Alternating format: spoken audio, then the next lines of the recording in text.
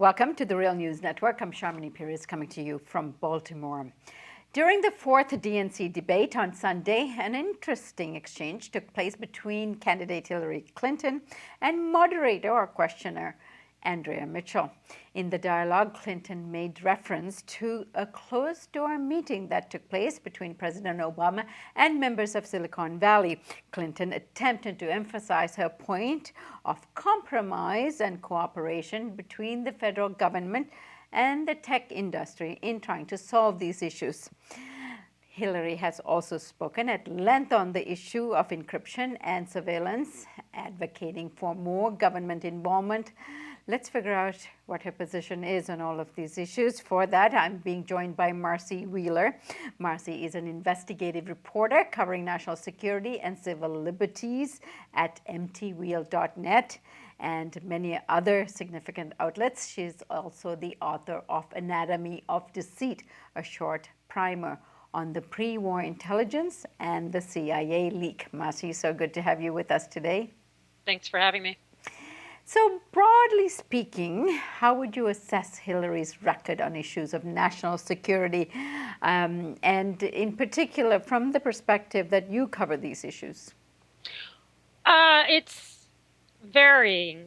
And by that I mean she has basically three different positions. One is what her State Department did while she was Secretary of State. And there she, at that point, her department very laudably supported tools for dissidents. And they even had kind of a toolkit for dissidents that was meant to allow them to set up communications networks that bypassed those of oppressive governments, tools to keep themselves safe. So this was a remarkable effort, and she said a lot of wonderful things when she was Secretary of State about the importance of protecting the safety of communications.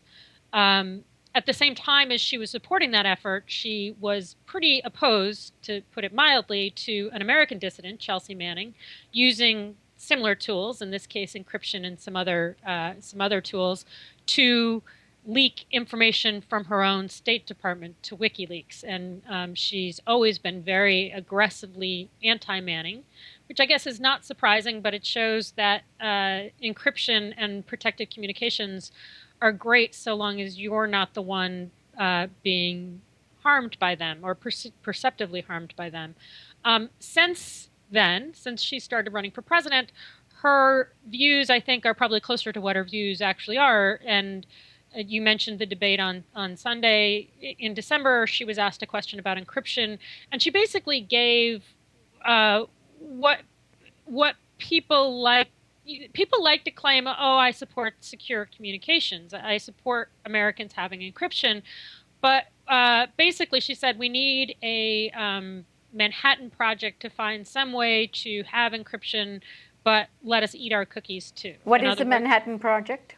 Well, the Manhattan Project, of course, is the development of the nuclear bomb, and she's saying we need some similarly technologically driven effort to reinvent the laws of mathematics, basically, because you can't have encryption that at the same time permits the federal government to access communications and surveil them, and that's what she wants. That's what Jim Comey would like.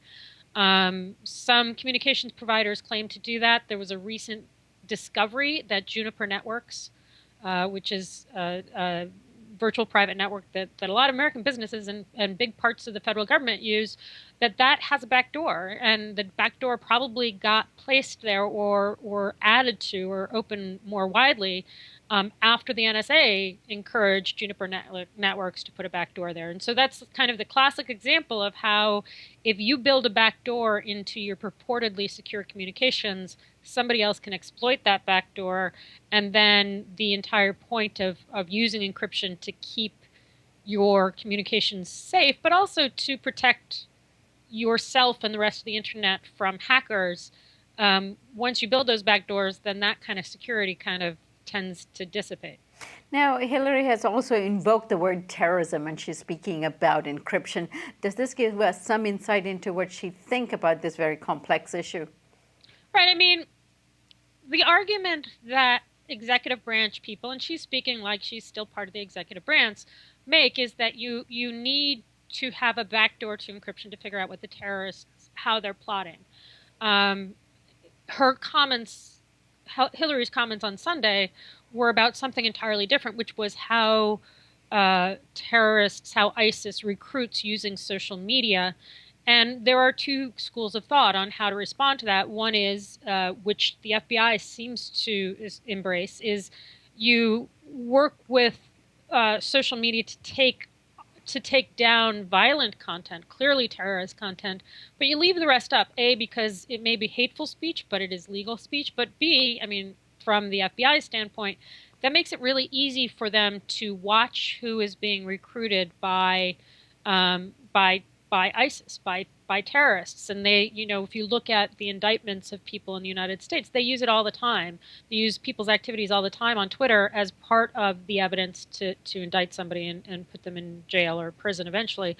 The Obama administration and Hillary with them is kind of pushing a new approach, which doesn't make any sense, but they're doing it. And they're going to social media companies and saying, in addition to taking down terrorist content, we also want you to use your algorithms. Things like on Facebook, they'll pick and choose which news you get to see. They're basically saying to Facebook, we want you to use those same algorithms that selectively rise certain kinds of content in people's timeline to raise the content of people who might be counter voices to ISIS and to diminish potential ISIS voices. So in other words, to kind of not entirely hide ISIS, but to silence it using these algorithms that some, but not all social media companies use anyway. And that gets you into, the administration and other national security people will say, well, they already do this kind of thing for potential suicide, people who want to commit suicide. They do it for kiddie porn.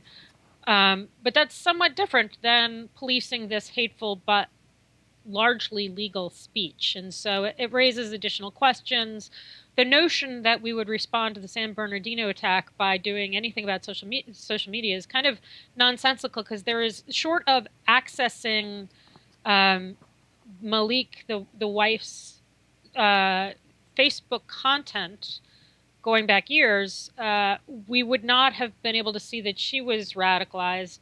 And the time when she made comments on Facebook that supported jihad was a time when we already had access to that the FBI could have easily gone to Facebook and said, we want to know what the communications of this non-U.S. person who still lives in Pakistan are. And they didn't do that. And so that's sort of the problem with this whole notion, is it's not so much access. It's figuring out which patterns of communication at a metadata level of which is always accessible to the government, trying to make sense of those patterns to figure out what you need to look more of. And the government just isn't going to solve that anytime. And Facebook isn't going to be able to solve that anytime. And so it's sort of, a hopeless venture, but it makes it easy for somebody like Hillary, or frankly President Obama, to appear as if they're doing something new against ISIS, when really doing the same thing diligently is sort of keeping us relatively safe, maybe not entirely. All right, Marcy, thank you so much for joining us and giving us your analysis there.